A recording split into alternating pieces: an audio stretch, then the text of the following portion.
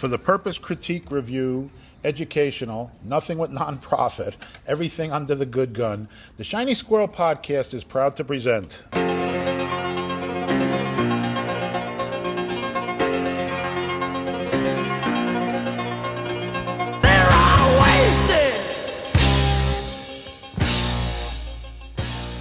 Hey, it's the Nerldings Podcast. I'm WC Chronicles, and this is the Nerldings Podcast number 432. I'm WC Chronicles, and co-host here is New Jersey Mike, and I can't believe that I finally am giving into my age now, because we went for a walk today, yeah, and I just couldn't do more than I could because I'm getting older and the sun's beating down just as much, and I don't have the bravado I used to. So you know what? It's not a wasteland of getting high and drunk. It's just a wasteland of what do we put into the universe and our body that we can't go every day. That's true. That's true. I mean, we're here in the same. We came back to the same park under this little metal canopy, which we did the last Carlo Driggs podcast, and we were doing some pre-recording, and you can hear the pigeons cooing in the background. It's amazing the recording we got under this metal canopy. Like you said, it's like a studio with a better view. So anyway, we're looking at the song. It's called Baba O'Reilly by The Who, also sometimes called Teenage Wasteland. So we got some other versions we're going to play here, some really cool things I've pulled out, altered a couple things. But let's give some first facts. It was released on October 23rd, 1971 from The Who's album, Who's Next. Here it is, the first one I'm going to play, which is basically a demo, the first demo that Pete Townsend put together, which he was working on at the time. It comes in at 7 minutes and 37 seconds. It was 40 years ago. 40 years ago. My God, you're right. So here's the demo of him doing...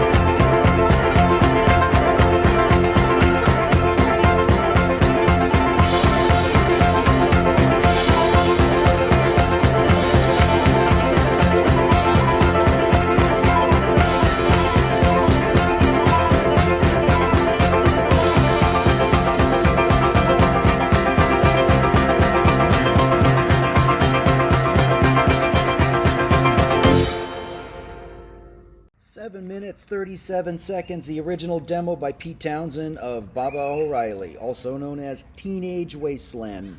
I started to say at the very beginning of the track, it sounds like a fishing trawler or a tugboat that would be going out of harbor, and then maybe misty in the morning, and they just lay on that horn. Yeah, who do they call it? The harbor master just goes, something coming up, or open the bridge. That way, if not, we're going to collide. All right, so I should give this fact because I just figured out why that is like that, okay?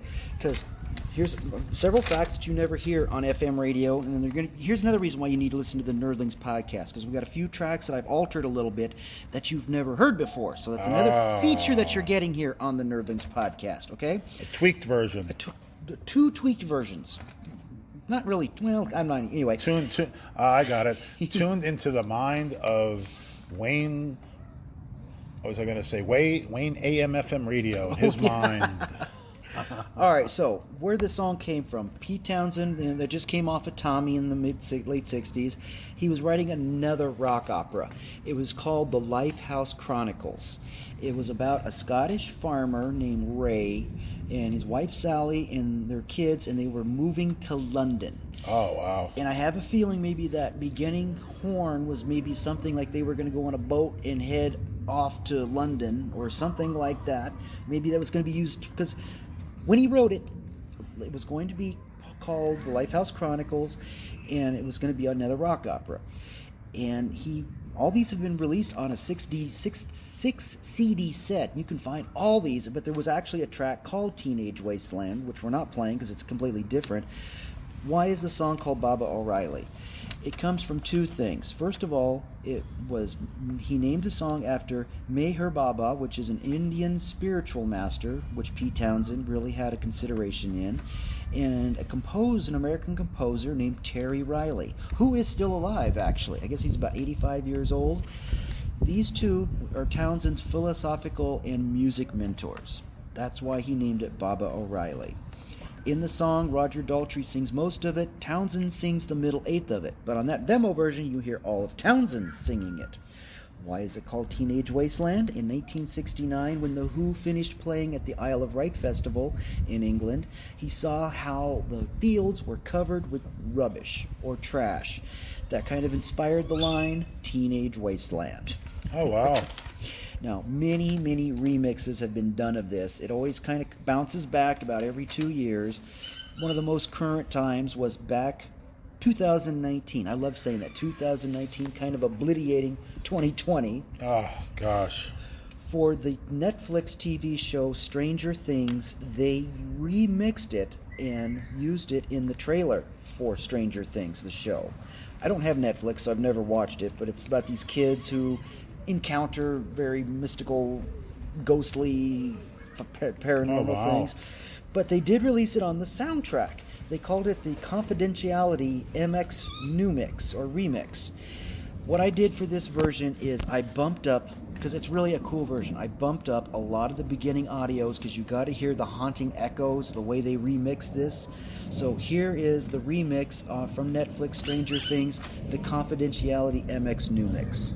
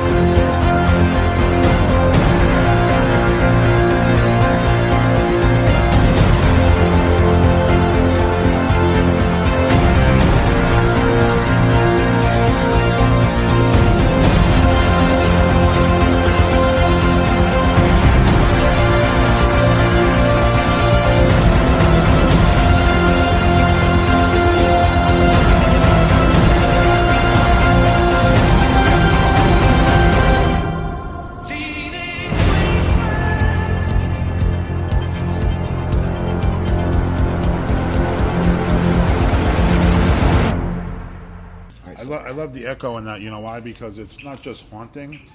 It brings us, like we're talking about being COVID. It's been a year. COVID's still here, but this echoing stuff that's coming and going, and it's like, what really happened? It feels like a sprite, because we're out here with the birds in the tiki room. It sounds like at Disneyland again.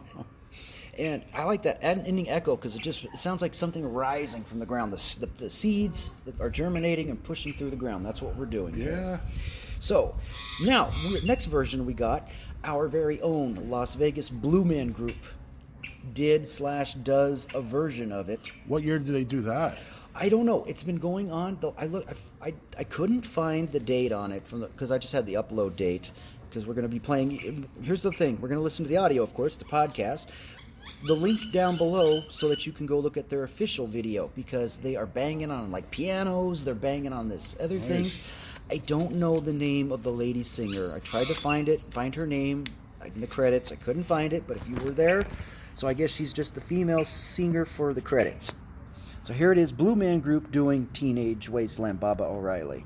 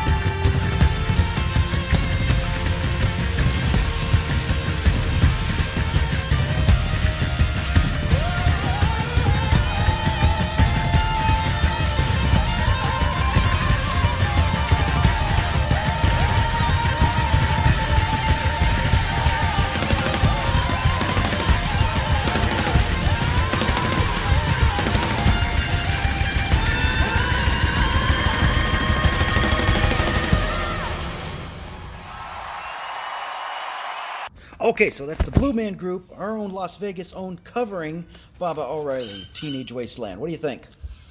I think as somebody being stuck in life for 10 years, then COVID hit, when you see a female doing something so amazing what she just did, you're just like That in singer, awe. yeah. She was pretty enamoring. Yeah, so go watch the video, okay, and you're going to see the Blue Man Group coming out. They come out and they're beating on these, like, looks like PVC piping instrument or something, because it's like a big apparatus they're wearing around them.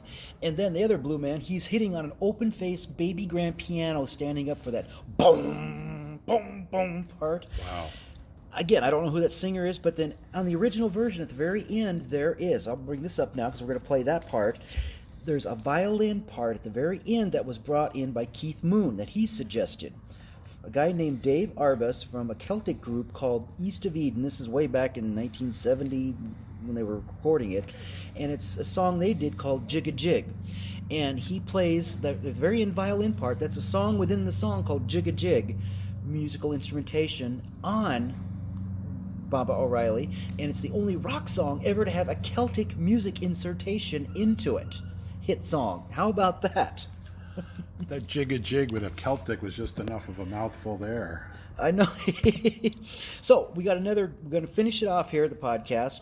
I basically took it and I have stripped away the music, so you're going to hear just the vocals. What do they call it, like acapella? Acapella. Oh, nice. Just the vocal isolation on this. This is the squirrel Easter egg that you're not getting on YouTube anywhere.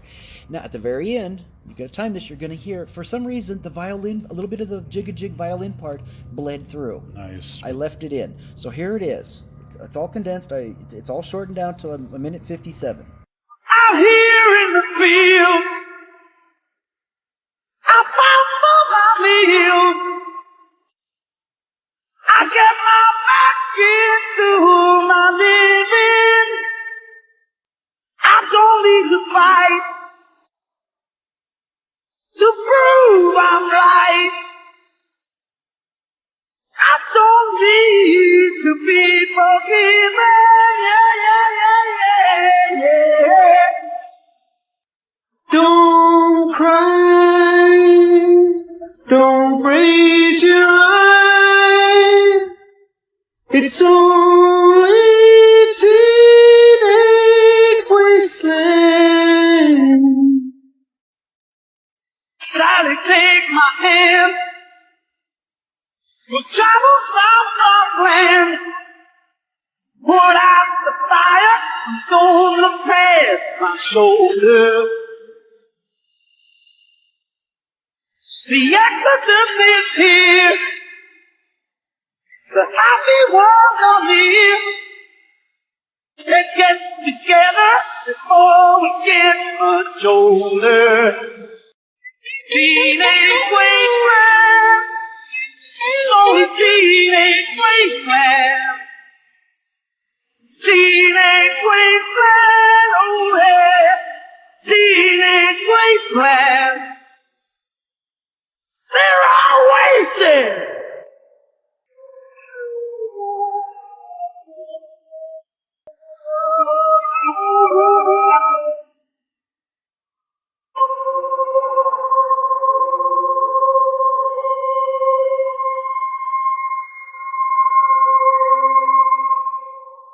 All right, there you have it, the recording part of when he was doing the vocals only isolated, and then you get the very end part there, a little bit of the violin bleed through for the jig-a-jig part. Wow. So those are the things I want to keep bringing, the little squirrel Easter eggs, which is funny, we're recording this the day before Easter. We throw you a few Easter eggs in there. I want to start leaving things on a cliffhanger, okay? So remember, we started, before March hit 2020, we were doing a dissection of all the music soundtrack from Back to the Future. Yes. I got to the point where I was on the track with, got to the point with the track Roll With Me, Henry. A lot of different variations of that song history. I think we're going to start that one again because I tried to do it with Greg, but it's huge. Here's your cliffhanger. Remember on that song, it's primarily a female singer, but there is a male voice on that song. That male voice, I did not ever realize it till I read it, researched it, who it is. It is a person who I actually knew and met in my past. So I was like a fan of this dude talking to him on the phone and stuff, and that male voice, uncredited. And anyway, you got to come to the next podcast. You want to find out who that is.